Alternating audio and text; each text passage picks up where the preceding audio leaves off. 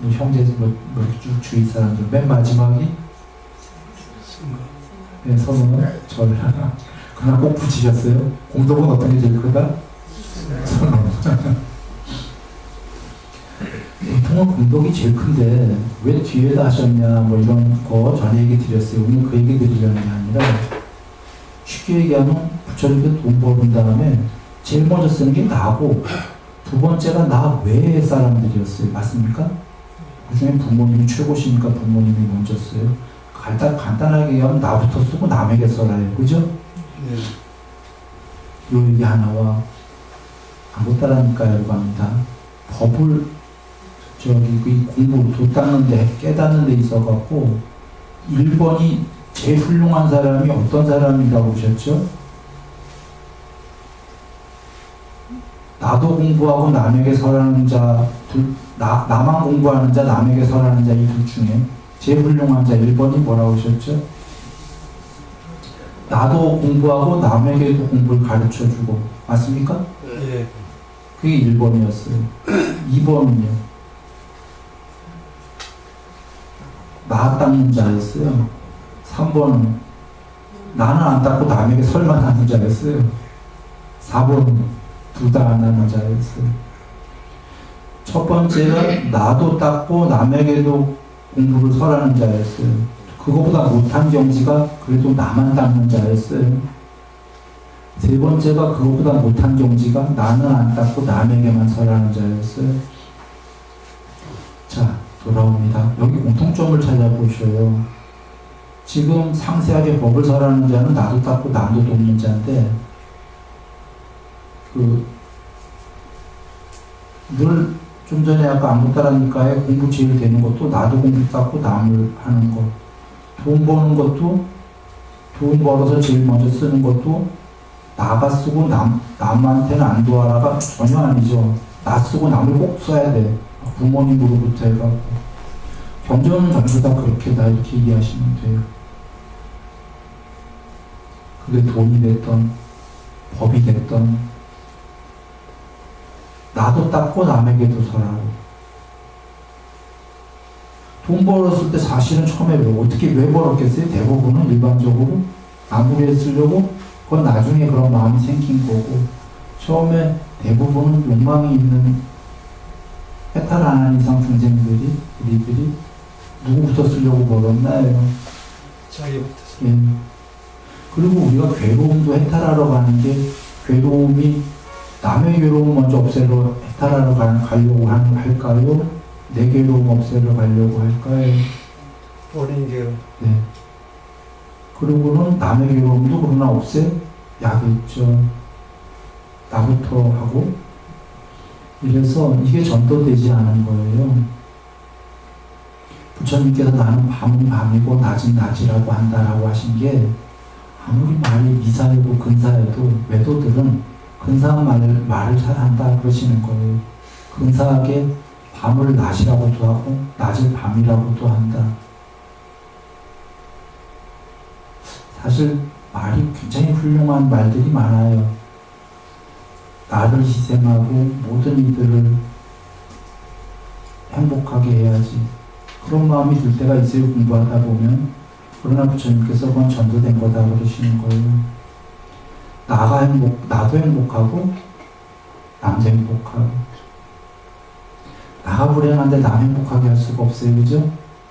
혹은 나를 희생하면서 남을 행복하게 하고 싶은 마음이 있어도 그 마음은 있을 수 있어요. 훌륭한 마음이. 근데 자기가 희생하게 되면 자꾸 힘들어서 남을 행복하게 하기가 쉽지가 않아요. 같이 가야 돼요. 논리적으로. 그런데 거기에 있는 우선순위가 나 그리고 곧 이어서 근데 바로 필연이 남 같이.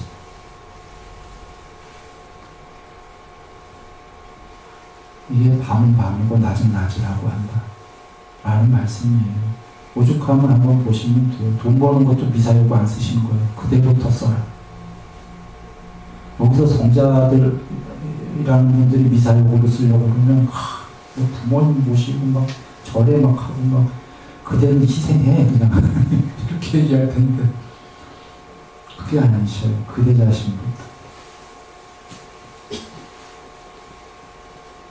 돈 버는 건 형이 하학적인 얘기죠. 그렇게 높은 얘기도 아니란 말이에요. 종교적인. 그 낮은 것부터도 급의 자신부터. 높은 것도 아까 법, 도 닦는 것도 나를 닦고 남에게 법을 설하고 이렇게로 간다 보시면 됩니다.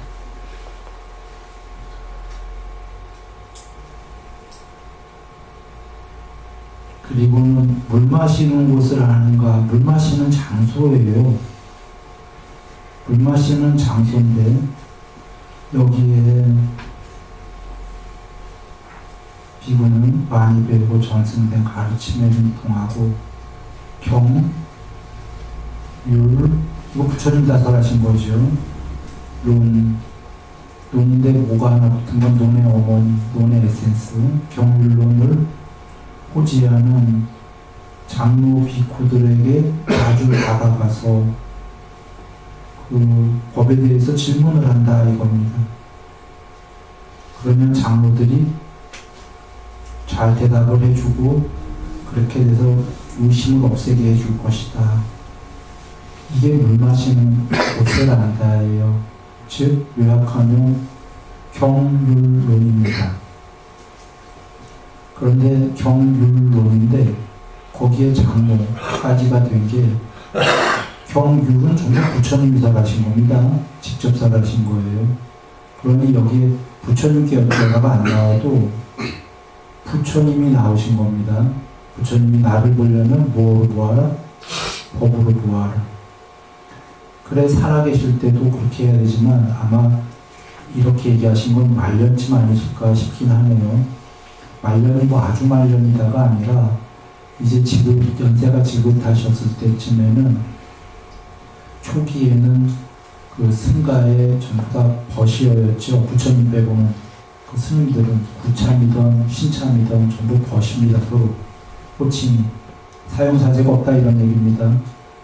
그러나 이제 뒤쯤 가면은 그 이제 부처님께서 그 장로 비구들을 존중해라 이렇게 얘기합니다. 왜냐하면 당신께서 이제 열반하시면은 이제 버시어하면 안 되기 때문에 누군가 가르치는 역할이 돼야 되기 때문에 여기 그래서 이제 장로 비쿠 나오고 하는 거 보면은 그쯤 아니실까? 이제 좀 연세가 좀 많이 되시는 이렇게 보여지고 여기에 그래도 경율론이 먼저 나온 건 뭐냐면 장로 비쿠에게 물어보았을 때 장로 비쿠가 자기 얘기로 대답하면 된다 안 된다? 경율론에 의지해서만 얘기하라는 거예요. 장로 비쿠가 대답을 해주겠지만 이게 자기 법을 얘기해서는 안 된다. 또 다른 경우에도 계시죠. 장로 비쿠가 이러이러하게 설했을 때 신참 비쿠가 듣고 그게 맞군요라고 맞다 안 맞다 판단하지 말고 돌아와서 부처님 말씀 경율 봐서 거기에 합당한가를 확인을 한 다음에 오 맞구나 맞으면 맞는 거고 부처님 말씀이랑 틀리면 그럼 틀렸다라고 그렇게 알아라 하셨죠. 그러니 지금 순서대로입니다. 경율론 나왔는데 그게 우선이고 장로 비쿠는 후대에 거기에 준해서 설할 뿐이지 거기에 의해서 설하지 않으면 전부 다 그 경율과 틀리다면 아니다 라고 이렇게 알아야겠습니까? 네, 이렇게 알아야 된다. 그 물 마시는 곳은 부처님의 법입니다. 돌아가신 다음에도 살아계실 때도 그렇고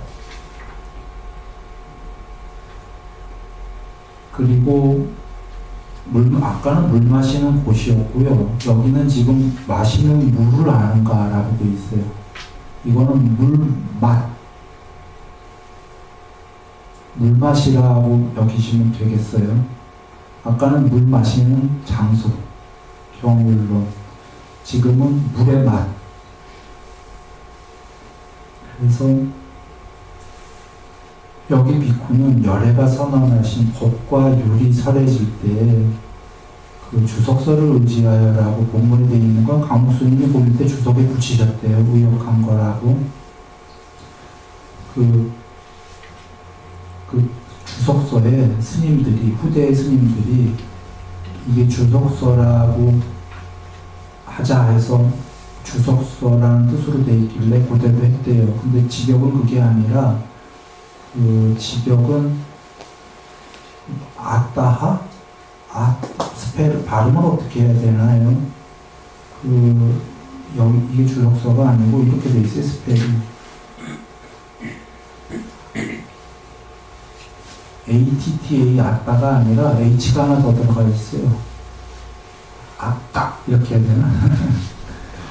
사전에 찾아보면 이상향 할 때 뜻, 진리 이런 뜻이 있는 모양입니다.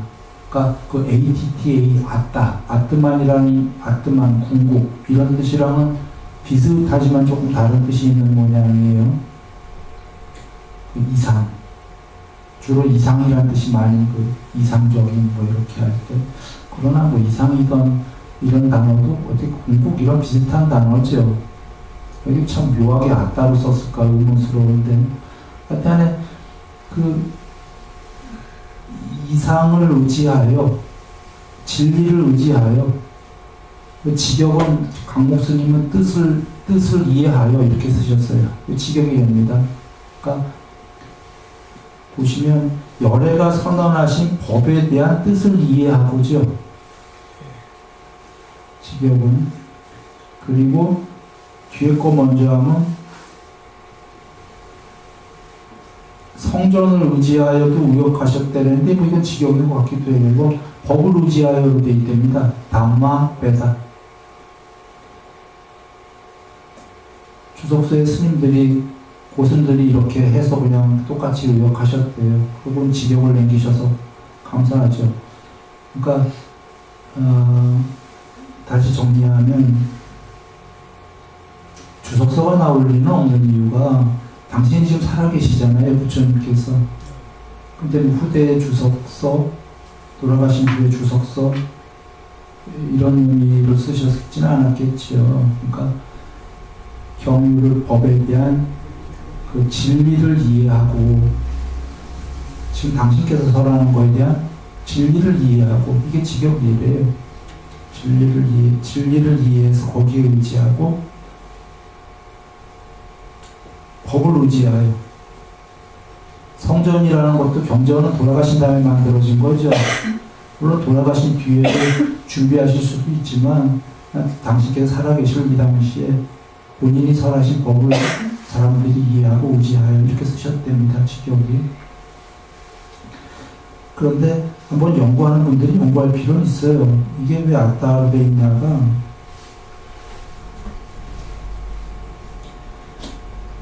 아따를 의지하고 법을 의지하고 이건 어디서 많이 본 문장인데 자등명 법등명 거기에 물론 아따하에 H가 빠진 거죠. 그 진리가 아니라 아트만 아따 궁극이라고 썼을 때 자신을 의지하고 법을 의지하고 보통 이렇게 해석하는 거 거기에 아따를 의지처로 삼고 아따를 귀의처로 삼고 법을 의지처로 삼고 법을 귀의처로 삼아라. 그리고 아따와 법이 아닌 그것이 아닌 다른 것을 의지처로 삼지가 마라 하는 경전 내용이에요. 그거랑 문장 형식이 똑같아요. 다른 건 단어가 아따 대신 아따하가 됐어요. H가 들어가서. 그래서 이건 너무 같은데 라는 생각이 문득 들었습니다. 그리고 아따라는 단어도 H가 하나 더 들어갔는데 그 ATTA 아뜨만과 관련된 단어가 아닌가 이런 생각이 자꾸 들어요. 뜻도 비슷하고. 그래서 돌아와 그거와 비슷합니다. 부처님의 법이 설해질 때 진리를 의지하고 법을 의지하여 생긴 희열과 환희를 얻고 법을 의지하여 생긴 희열과 환희를 얻으며 통칭으로 통론으로 법과 할등하여 여하간 관계된 그런 환희를 얻는다. 이 비구는 마시는 물을 안다. 먹어야 될 물인지 아닌 물인지 안 되려는 겁니다. 법에 대한 환희가 있게, 왜 우리 많이 공부한 거 있죠? 믿음을 조건으로 환희가, 그 믿음은 법을 많이 배운 믿음인 거 아시죠? 법과 관계된 환희, 더 나아가 환희를 조건으로 희열이 하는 건 초선 이설이죠. 여기에 희열과 환희는 그 희열과 환희입니다. 환희는 법을 이해한 환희고 법열, 희열은 그보다 더 나아간 삼매의 희열이거든요. 그는 마시는 물을 안다. 그는 먹어야 될 물과 먹으면 죽는 물을 안다. 그는 물맛을 안다. 그는 팔정도란 물만 먹는다. 팔사도의 물을 먹지는 않는다. 이유는 법을 이해했기 때문이다. 개정에서 최소한 정의 초기, 초선 이성까지는 안 거잖아요. 물맛을. 그래서 부처님 말씀이 옳구나. 이성까지가 되면 이선에 해당하는 빠냐가 들어갈 거니까 법에 대한 이해가 확연해지겠죠. 그는 마시는 물을 한다. 그러면 비구는 어떻게 기를 아는가? 팔정도를 있는 그대로 반야로 본다. 기를 안다. 팔정도를 부처님께 배워온 거죠. 안 배우면 자기가 팔정도를 못 만들어요. 완벽한 분이 만드시는 거죠. 이렇게 길이 있다라 발견을 하신 거죠.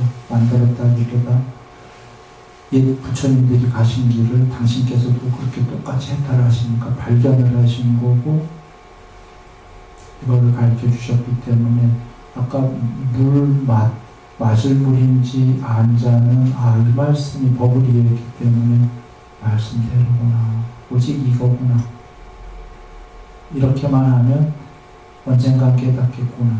그래서 다른 용전에서 깨달음에 대한 목표를 세웠던 세우지 않았던 팔정도만 닦으면 가로 열고 무조건 가로 닫고, 무조건 순일이가 집어넣는 겁니다.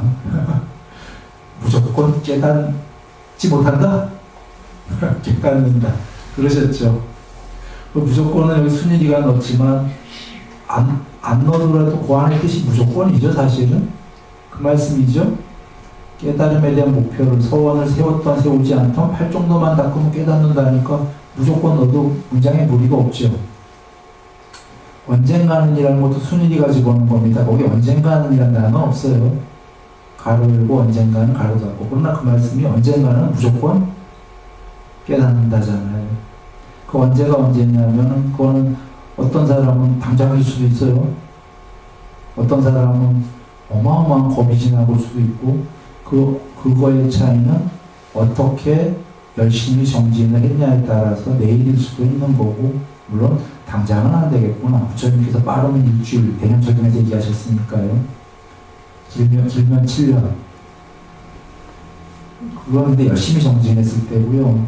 그렇게 우리가 열심히 안 하면 7년이 이제 7,000년, 7억 국 걸릴 수도 있는 거고.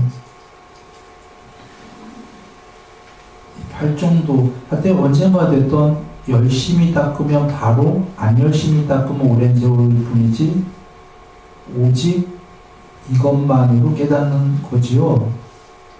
그게 이제 법이 이해됐다면, 물 맛을 알았다면 그냥 이 길로 가는 거예요. 이 길로 가는 자들은 길에 의문이 없는 사람은 정말 큰 발판을 얻은 겁니다. 경에 그 바다에 호적거리는 중생들의 비유가 계시고, 그 중생들이 법에 대한 이해, 사성제만 이해했거나 또는 계율을 어느 정도만 해도 큰 발판을 얻은 거다 계시죠. 바다 밑에, 바로 발 밑에. 그래서 허부적 되다가 쉴 수가 있잖아요. 발판에서. 얼마나 편하네요. 그런데 그거보다 더 간 게 팔정도지요. 물론 이제 이것만 아까 이것만이 옳은 길이고 이것만이 언젠가는 된다라고 이해한 사람은 이미 팔정도도 어느 정도 닦고 있는 거예요. 그냥 머리로만 이해한 게 아니라 그러니 얼마나 큰 발판을 얻은 겁니까? 사실은 거의 육지에 서 있는 거죠. 괴로움이 별로 작다 이런 소리입니다. 있어도 살만하다 이런 얘기겠죠. 그러면 방목지에 어떻게 능숙한가? 아까 소들을 방목지에 그 능숙한 거 풀어놨을 때 사념처 네 가지 사띠의 확립을 있는 그대로 반야로 본다. 네 가지 사띠의 확립은 뭔가요? 신수, 심, 법입니다. 혹여 앞에 요 앞에 8정도에는 8번째가 뭐였냐면 8정도의 바른 삼매죠. 잠깐만요. 한번 보시죠. 요 8정도의 7번째가 사띠고 8번째가 삼매잖아요.